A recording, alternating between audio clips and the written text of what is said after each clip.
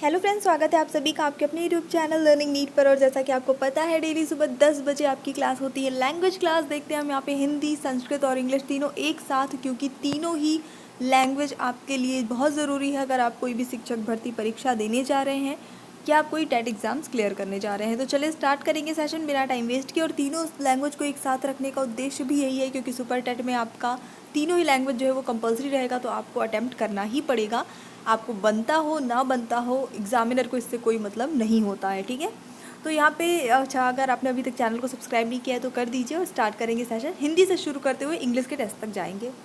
सिंहावलोकन किसकी कृति है? यशपाल, जैनेन्द्र, रामधारी सिंह दिनकर या फिर निराला? यूपी टेट की डेट, टेंटेटिव डेट आ चुकी है और उसमें ये सारी चीज़ें आपके आएंगी। सिंहावलोकन।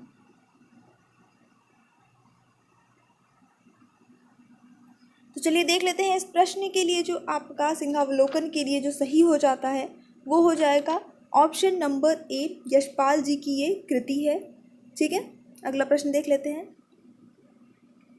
सब प्राची पश्चिम भू नभ अपार, पूछ रहे हैं दिग दिगंत, वीरों का कैसा हो बसंत। बहुत ही प्रसिद्ध ये रचना है, वीरों का कैसा हो बसंत। ये नाम पढ़ते ही आप समझ गए होंगे कि रचना किसकी है। और अभी फटाफट से आपको बताना है, ऑप्शंस आपके सामने हैं। रामधारी सिंह दिनकर, सूर्यकांत त्रिपाठी निराला, सुभद्रा कुमारी चौहान या सुमित्रा नंदन पंत।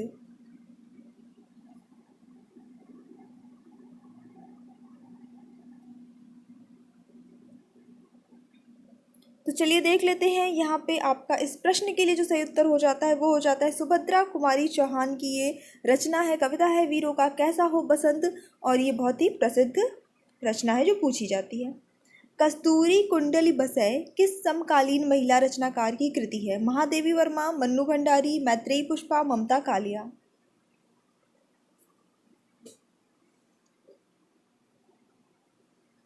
तो यहाँ पे जो सही उत्तर आपका कस्तूरी कुंडली बसय इसके लिए हो जाता है वो हो जाता है option number C, Maitreyi Pushpa. इसी के साथ बढ़ते हैं हमारे अगले प्रश्न की ओर। साहित्य अकादमी पुरस्कार प्रत्येक वर्ष कितनी भारतीय भाषाओं की रचना को प्रदान किया जाता है? 18, 22, 25 या फिर 30? सही उत्तर बिल्कुल आपका ऑप्शन नंबर बी हो जाता है, 22 भारतीय भाषाओं को जो संविधान में वर्णित हैं। ज्ञ वर्ण किन वर्णों के संयोग से बना है? तो यहाँ पे देखिए पेयर्स लिखे हैं, आपको बताना है कि ज्ञ जो है, ज्ञ से ज्ञानी, वो किन किन वर्णों के योग से बना है।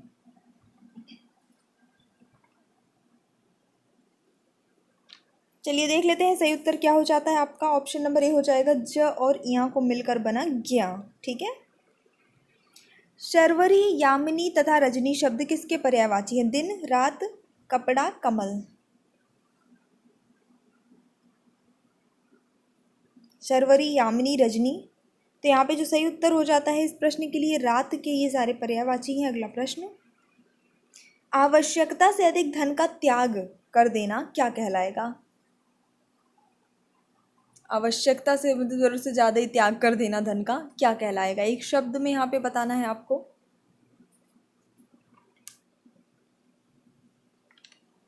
चलिए देख लेते हैं सही उत्तर इस प्रश्न के लिए क्या होता है। तो आपका ऑप्शन नंबर बी सही हो जाएगा, अपरिग्रह इसका करेक्ट आंसर हो जाएगा। निम्न में से कौन सा झरना का पर्यायवाची है? ठीक है, पॉजिटिव वाला लेना है। सोता, निर्झर, स्रोत, ये सभी झरना का पर्यायवाची जो हो। चलिए देख लेते हैं सही उत्तर हो जाता है इस प्रश्न का, ये सारे ही झरना के पर्यायवाची हैं। आधा गांव के रचयिता कौन है? आधा गांव। तो यहाँ पे जो सही उत्तर हो जाता है आपका ये हो जाता है, राही मासूम रजा की ये रचना है आधा गांव, ठीक है। अगला प्रश्न, चट्टान शब्द किस लिंग से संबंधित है? पुल्लिंग, स्त्रीलिंग, नपुंसक लिंग, इनमें से कोई नहीं। चट्टान शब्द हिंदी में कौन से लिंग के अंतर्गत आता है?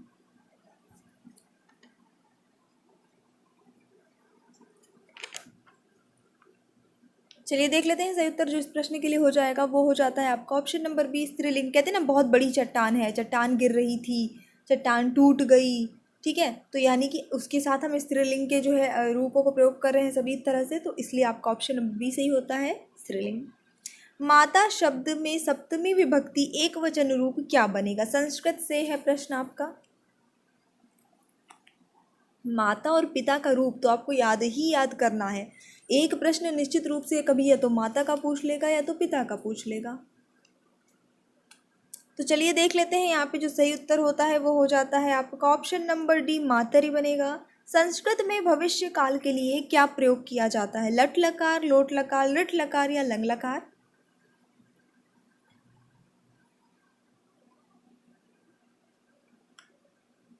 और सही उत्तर इस प्रश्न के लिए हो जाता है आपका लिट लकार का प्रयोग हम भविष्य काल के लिए करते हैं। अब अगला जो प्रश्न है वो लिट लकार से ही है। यहाँ पे आपको लिख धातु के लिट लकार का प्रथम पुरुष का द्विवचन रूप बताना है। सारे ऑप्शंस आपके सामने हैं। भविष्य काल, चलिए देखेंगे सही उत्तर क्या होता है, क्योंकि बहुत ही आसान था इसे गेस करना। ऑप्शन नंबर सी से हो जाता है लेखिष्यतः, जो है वो आपका बनेगा प्रथम पुरुष द्विवचन रूप लिट लकार का, लिख धातु का। रामस्य, ये एक शब्द रूप लिखा है, बताना है कि इसमें कौन सी विभक्ति प्रयुक्त हुई है, षष्ठी, सप्तमी, प्रथमा या द्वितीया। अब राम का अगर रूप याद है तो बहुत ही ईजिली बन जाएगा। तो यहाँ पे षष्ठी विभक्ति जो है प्रयुक्त हुई, आपका ऑप्शन नंबर ए बिल्कुल सही हो जाता है। मृगवती, यहाँ पे कौन सा प्रत्यय लगा है आपको? मृगवती शब्द में कौन सा प्रत्यय जुड़ा हुआ है?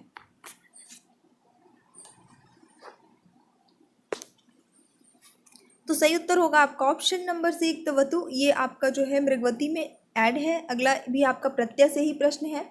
मृदु डीश प्रत्यय जुड़ेगा, मतलब मृदु में डीश प्रत्यय जुड़ेगा तो क्या शब्द बनेगा? मृदा, मृद्वी, मुदी, मुद्वी। प्रत्यय से आपका यूपी टेट में हर बार प्रश्न पूछा गया है और सुपर टेट 2 बार अभी तक हुआ है। दोनों ही बार प्रत्यय से प्रश्न संस्कृत में आया है। तो यहाँ पे जो सही उत्तर होगा वो बनेगा आपका option number B, Mridvi, correct answer हो जाता है। इसी के साथ बढ़ेंगे हमारे अगले प्रश्न की ओर। ननु शब्द का सही अर्थ क्या है? अनिश्चय, निश्चय, सही या गलत? और सही उत्तर होगा ऑप्शन नंबर बी, निश्चय हो जाता है। त्रयाणा भुवना नाम समाहारः, ये देखिए यहाँ पे ये समास विग्रह दिया है, आपको उसका जो है समास करने के बाद क्या शब्द बनता है वो बताना है। तो यहाँ पे जो सही उत्तर हो जाएगा इस प्रश्न के लिए वो आपका ऑप्शन नंबर बी बनता है, त्रिभुवनम। सिंह शब्द का पर्याय शब्द क्या है इनमें से? जो ऑप्शन है उनमें से हस्तः, हरिः, नृपः, द्विज। चलिए देख लेते हैं करेक्ट आंसर क्या होता है। हरिः जो है ये सिंह शब्द का पर्यायवाची शब्द है। मूर्खः का विलोम शब्द क्या है? पंडितः, स्तुतिः, सेवकः, सृष्टिः।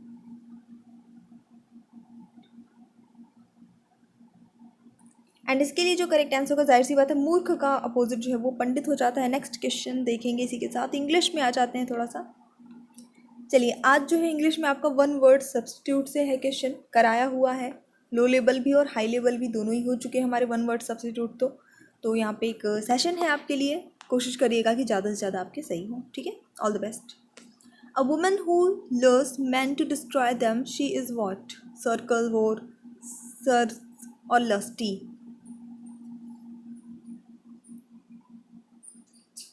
ओके, तो यहाँ पे जो करेक्ट आंसर होगा, आपने तुक्का लगा लिया, ऑप्शन नंबर सी बिल्कुल सही हो जाता है। अगर तुक्के से सही हुआ है तो अच्छी बात है, लेकिन अगर आपको ये बनता था तो बहुत अच्छी बात है। The left of literary ideas and material is known as what? Oh yes, जो लोग चैनल पे न्यू है या जो फर्स्ट टाइम ये वीडियो देख रहे हैं, लेट मी टेल देम कि ऑलरेडी ये पढ़ाई हुई चीज़ है विद ऑल एक्सप्लेनेशन। इसकी एक अलग सी जो एक आप इंग्लिश की प्रैक्टिस सेट में जाएंगे, इंग्लिश प्रैक्टिस सेट नाम का एक प्लेलिस्ट है, वहाँ पे चेक करेंगे तो आपको इसका प्रैक्टिस सेट मिल जाएगा, जिसमें पूरा हिंदी एक्सप्लेनेशन के साथ पढ़ाया गया है। काफ़ी सारे क्वेश्चन कराए गए हैं और उसमें से कुछ क्वेश्चन है एज अ टेस्ट, तो इस वजह से यहाँ पे आज मैं एक्सप्लेन नहीं कर रही हूँ। कुछ दिन तक अभी आपका ये सारा टेस्ट हो जाए, उसके बाद हम नए सिरे से फिर स्टार्ट करते हैं। सो करेक्ट आंसर होगा यहाँ पे आपका प्लेगरियरिज्म। नेक्स्ट देख लेते हैं। When a woman has more than 2 or more husbands, she is known as what? More than 2 or more husband. 2 से भी अधिक हस्बैंड हो जिसके, वो क्या कहलाएगी। सो करेक्ट आंसर यहाँ पे हो जाता है आपका polyandrist, option number B correct answer हो जाता है। A man who speaks more than one language is what. जो इंसान एक से अधिक भाषा बोलता हो, बात करता हो एक से अधिक भाषा में। सो करेक्ट आंसर इसके लिए हो जाता है पॉलीग्लॉट, ऑप्शन नंबर ए यहाँ पे करेक्ट आंसर हो गया आपका। So move to the next question. Poly word जहाँ लग जाता है ना, पॉली, इसका अगर आप हिंदी में करते हैं तो ये होता है बहू। वो बहू नहीं, बहू बेटे वाली बहू नहीं, बहू यानी कि बहुत सारे, बहुभाषीय, ठीक है। इसी तरह से पॉली के बाद जो भी है, जैसे पॉलीमर है तो बहुलक, तो ऐसे मतलब कि पॉली के बाद जो कुछ भी लगा रहा है उसके आप पहले बहु लगा सकते हैं हिंदी में ट्रांसलेट करते हो, तो आपका सही है। A man who believes in many God's is what. जो इंसान कई ईश्वर में, कई देवताओं में विश्वास करता है। सो अभी मैंने आपको पॉली का भी मीनिंग समझा दिया है, तो यहाँ पे आपका ऑप्शन नंबर सी से हो जाता है पॉलीथिस्ट, ये करेक्ट आंसर हो जाएगा। The group term for girls और young women is what. Bevy, womanizer, lady club और लैश। लड़कियों या औरतों का जो झुंड होता है ग्रुप में, ओवरऑल ग्रुपिंग को, उनको क्या कहेंगे हम। सो यहाँ पे बेबी हो जाएगा, ऑप्शन नंबर ए सही हो जाता है। Group term for the worshippers is what. Worshippers जो पूजा करते हैं, तो कॉन्ग्रीगेशन इसका सही आंसर होगा आपका, ऑप्शन नंबर ए करेक्ट हो जाता है congregation. A fleet is of what, ये तो आपने वो पढ़ा होगा, जब आपने नाउन पढ़ा होगा तो उसमें आप टाइप्स ऑफ नाउन पढ़ रहे होंगे। टाइप्स ऑफ नाउन में आपने पढ़ा है कलेक्टिव नाउन, ठीक है। तो उसमें ये चीज़ें आपको रहती है। कलेक्टिव नाउन आप किसी फर्स्ट सेकंड थर्ड क्लास की बुक उठा के भी देख लीजिए ग्रामर की, तो वहाँ पे भी आपको मिल जाएगा। A fleet of this, a hive of this, a pack of card, ठीक है, आर्मी ऑफ सोल्जर्स, इस तरह से आपको पूरा एक लिस्ट ही मिल जाएगी वहाँ पे। बाकी मैंने भी थ्योरी पढ़ा रखी है नाउन वगैरह की, तो उसमें बताया हुआ है। तो किसके ग्रुप को फ्लीट कहते हैं वही बस आपको बताना है। तो शिप्स के ग्रुप को फ्लीट कहते हैं, तो आपका ऑप्शन नंबर सी सही हो जाता है, अ फ्लीट ऑफ शिप्स। अगला जो क्वेश्चन है वो भी वही चीज़ है, कलेक्टिव नाउन से ही। अ हाइव इज ऑफ ब्लैंक, किसके ग्रुप को हाइव कहेंगे। सो करेक्ट आंसर यहाँ पे बीज हो जाएगा। जो मधुमक्खियाँ होती हैं उनको, उनकी झुंड को क्या हाइव कहते हैं, इसीलिए बी हाइव वर्ड भी यूज़ होता है मधुमक्खी के छत्ते के लिए, ठीक है। The group term for hounds और प्लेइंग कार्ड्स। अभी थोड़ी देर पहले जब मैं आपको बता रही थी तो मैंने बहुत सारे एग्जांपल्स ऐसे जल्दी जल्दी बोले थे, तो उसमें मैंने बोला था कार्ड्स के लिए कि क्या यूज़ होता है, ठीक है। जो ताश के पत्ते होते हैं खेलने वाले, इनके कार्ड्स को क्या कहेंगे, इनके ग्रुप को पूरे पैक क्या कहते हैं, पैक कहते हैं ना, तो ऑप्शन नंबर ए सही हो जाता है। अभी मैंने बोला भी था पैक ऑफ कार्ड्स, ठीक है। तो ऑप्शन नंबर ए यहाँ पे करेक्ट हो जाता है, पैक कहते हैं पूरा। क्लियर। सो या this is all about today's video. अगर आपको पसंद आया हो तो प्लीज़ लाइक करिए, शेयर करिए। अगर आप चैनल पे न्यू है तो सब्सक्राइब करिए। क्लासेस हमारी चलती हैं 10 बजे, शाम को 5 बजे और रात को 9 बजे, ठीक है। एक सुबह चलती है 6 बजे, जो कि आज मिस हो गई है, बट अभी कुछ देर बाद अपलोड हो जाएगी। So thanks for watching, keep studying and bye bye.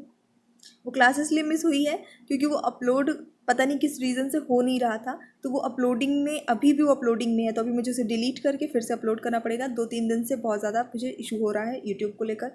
Anyways थोड़ी देर में अपलोड करते हैं वो क्लास, ठीक है। Bye bye.